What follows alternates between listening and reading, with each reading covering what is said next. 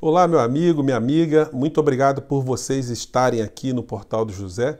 E você que chegou aqui por alguma conexão, seja muito bem-vindo. Se inscreva aqui no nosso portal, dê um clique, joinha, aquele protocolo que você já conhece, né? Muita gente está se abstendo de se inscrever em alguns canais porque a gente já está com muita informação, né?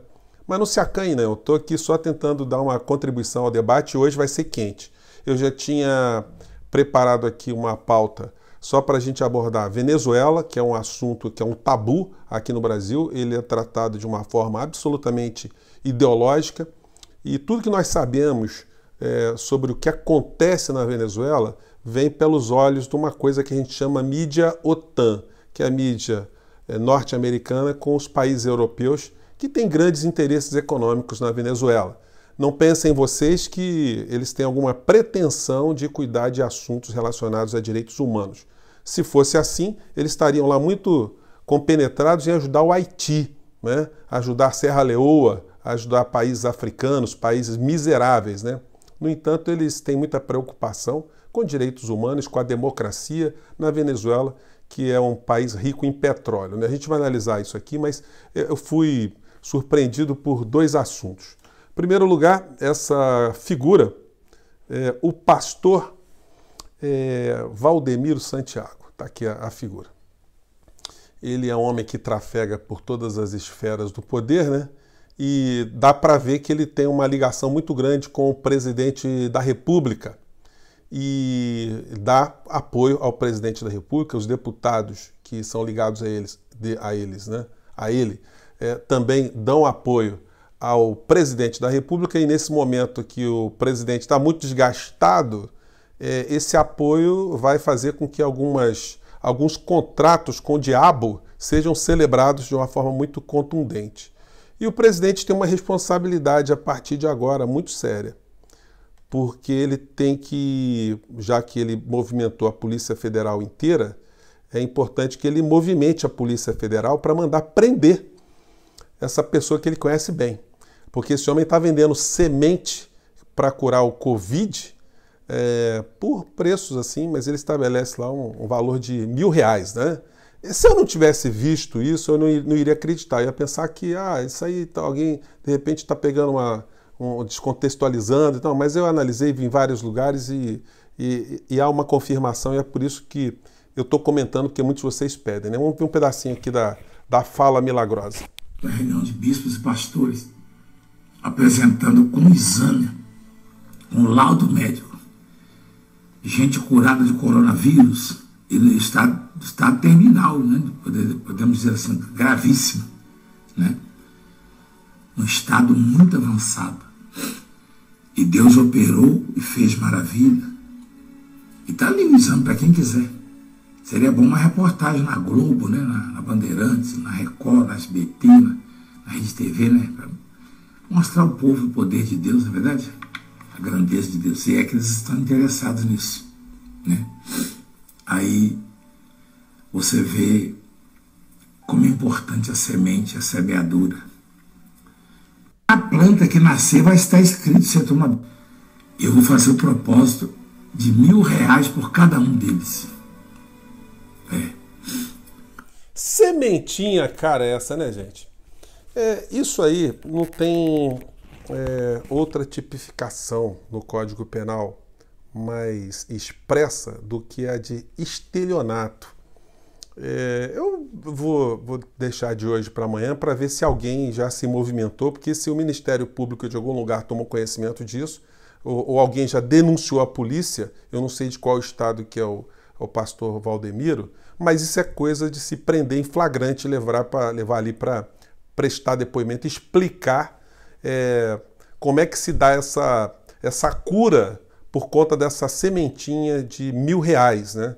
Porque não sendo isso comprovado, nós estamos aí diante de um criminoso abraçado com o presidente da República. Então, presidente, tá aí, né? Ou os fiéis dessa igreja, ou os seguidores do presidente da República, que são contra a corrupção, são a favor dos valores da família, são a favor dos valores de Deus. Pois bem, está aí um momento bom para vocês exercitarem a sinceridade disso que vocês dizem para cima e para baixo, né? O assunto número 2 da bizarrice nacional foi essa reunião agora do... A reunião, eu diria o seguinte, foi uma invasão, né? O presidente pegou um monte de empresário e levou lá para conversar com o ministro Dias Toffoli, uma coisa assim que ninguém nunca viu. É como se fosse a conversa de boteco, né? Você juntar ali os pinguços de um lado, os alcoólatras do outro, para conversarem sobre assuntos aleatórios.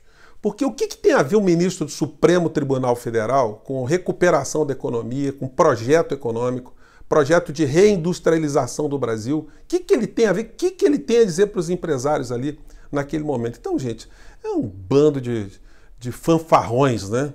Um bando de fanfarrões. Assim, às vezes a pessoa, pô, o pessoal está pegando pesado. Gente, olha só, eu não estou pegando pesado, eu estou só registrando fatos.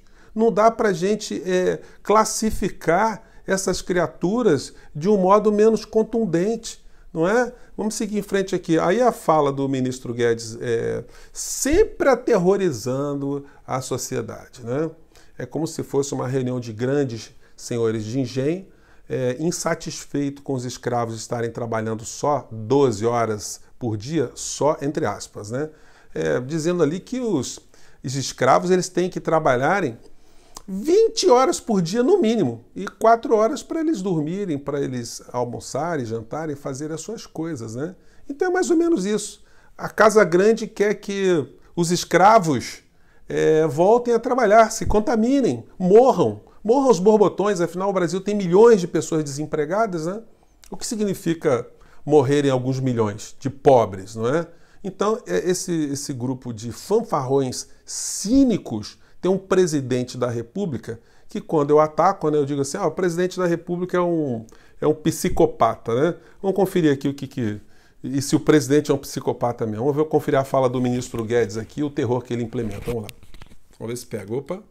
Conseguindo preservar os sinais vitais, estamos conseguindo preservar os sinais vitais. Agora o sinal que eles passaram é o seguinte, olha, está difícil. A economia está começando a colapsar. E aí nós não queremos o risco de virar a Venezuela. Não queremos o risco de virar sequer a Argentina. Que coisa, que preocupação, hein? O ministro não quer que o Brasil vire a Argentina e nem vire a Venezuela. Como é que a imprensa mundial, como é que os analistas no mundo inteiro estão enxergando a figura de Bolsonaro? Segundo a BBC de Londres, Bolsonaro é líder mais isolado do populismo de direita hoje, diz pesquisador do extremismo político, um cara que estuda extremistas de direita há mais de 30 anos. Em dado momento ele diz o seguinte, o presidente brasileiro, para ele, não se encaixa em um grupo específico. Pelo que pude ver, quando se fala em resposta à Covid-19 ou à falta dela, Bolsonaro tem uma categoria própria, como um líder de ultradireita mais ignorante e mais isolado do mundo, diz o professor da Universidade de Georgia, nos Estados Unidos. Então não é opinião minha, é opinião de quem estuda o assunto.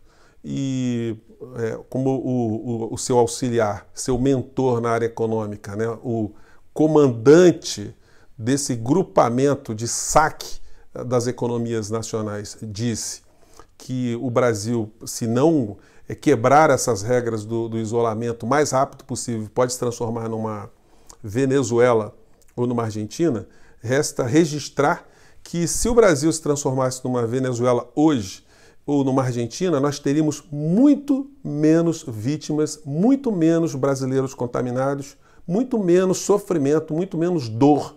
Mas isso é uma coisa que não interessa para essa gente, né? Os psicopatas têm essa característica, a falta de empatia com o próximo, com outro ser humano. Infelizmente, a gente está com esse tipo de gente, que vende a sementinha da cura da Covid e o cara está solto. E o cara é amigo do presidente da República, ele dá apoio político para o presidente da República. A gente tem um ministro que entrega o país, que leva os senhores de engenho para quererem extraírem mais sacrifícios dos escravos que estão aí, largados já a todo tipo de sofrimento, não é? Bom, e já que ele citou a Venezuela, os meios de comunicação no Brasil, somente a Band News, a Bandeirantes, fez uma cobertura sobre um episódio de uma invasão terrorista na Venezuela, comandada por dois cidadãos norte-americanos, São mercenários treinados pela Silvercorp, e já houve um depoimento do dono da empresa lá em Miami confessando que eles tinham operações de fato na Venezuela, e eles estavam ali para tentar sequestrar ou matar o Maduro.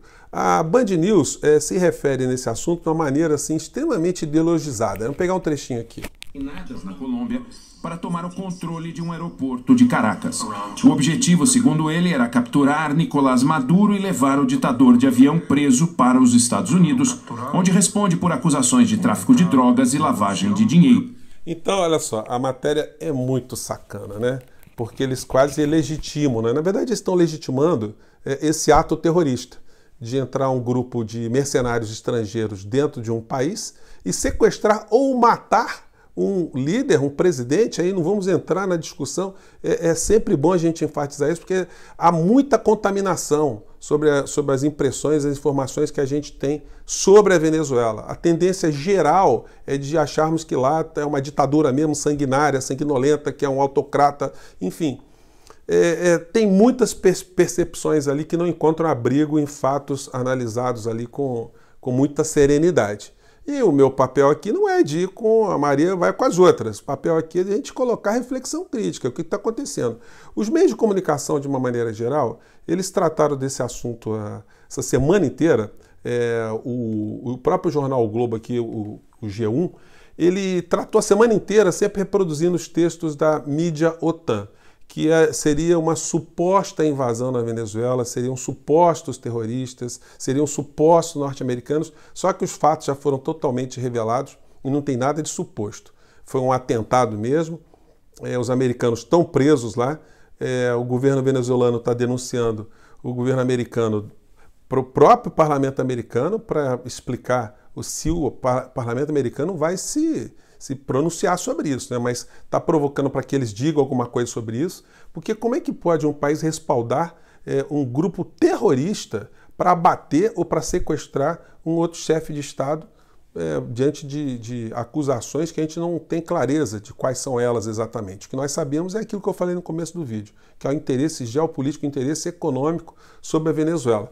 Mas aí o lado curioso, um lado assim extremamente bizarro, se é que a gente dá para dizer isso, é que esses terroristas eles foram combatidos inicialmente por pescadores venezuelanos, que são treinados, eles recebem treinamento ali de como lidarem com algum tipo de movimento diferente, de acionar os órgãos de segurança da Venezuela, a polícia, a Guarda Nacional, enfim, e a Guarda Bolivariana, né? E eles mesmos possuem armas. Então, instantaneamente, quando o grupo se aproximava a 30 quilômetros de Caracas, eles foram interceptados. E a situação vexatória é essa que a gente vai ver aqui um trechinho, né?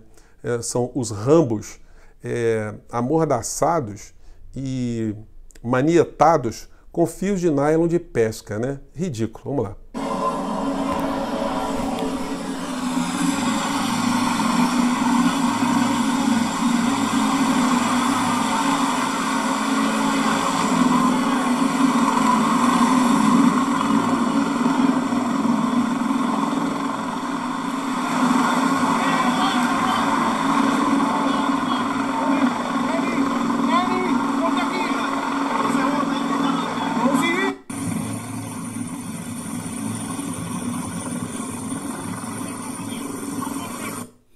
Então, gente, essa missão seria uma missão precursora, já eram 60 homens no total, esses caras estavam indo na frente, já tinham 8 viaturas blindadas com equipamentos bélicos, né? Isso tudo foi mostrado nas matérias que eu pesquisei, não é?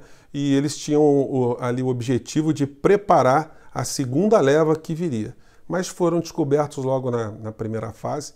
Uma história sui generis, uma história surreal, mas a imprensa do mundo inteiro, inclusive a mídia OTAN, ela reconheceu que de fato estamos diante de um atentado terrorista, de uma invasão terrorista, que se fosse praticada contra os Estados Unidos, isso aí já tinha dado declaração de guerra há muito tempo, né? Inclusive isso é perguntado para os terroristas, né? Que são sempre pessoas sem noção política. Eles recebem dinheiro, são os mercenários, Olha, você vai fazer um troço que é bom. Bom para quem? Bom para ele, principalmente, né? Eles não entram nesse tipo de avaliação. Mercenário, se mandar matar a mãe, ele vai lá e mata a mãe. São um bando de psicopatas a serviço do dinheiro, né? E agora tá aí, estamos diante de uma grande encruzilhada de como essa situação toda vai ser resolvida. O curioso aqui no Brasil é que os grandes meios de comunicação simplesmente não falaram nada. Os jornais aqui no Brasil durante 3 dias não comentaram nada sobre o assunto. E o Jornal Nacional simplesmente ignora a Venezuela, que no momento tem apenas 10 pessoas que morreram por conta da Covid, e ignora a Argentina, que está aqui do lado, que o Paulo Guedes não quer que se transforme, né, que tem até o momento 275 vítimas. Quando você compara com o genocídio que esses caras estão praticando, eles tinham que lavar a boca antes de falar da Argentina e falar da Venezuela, né? Eles enganam muita gente, mas eles não enganam vocês estão aqui, não enganam a mim e outras tantas pessoas que a gente faz chegar a informação, né? Gente, eu fico por aqui, um grande abraço, até o próximo vídeo. Tchau!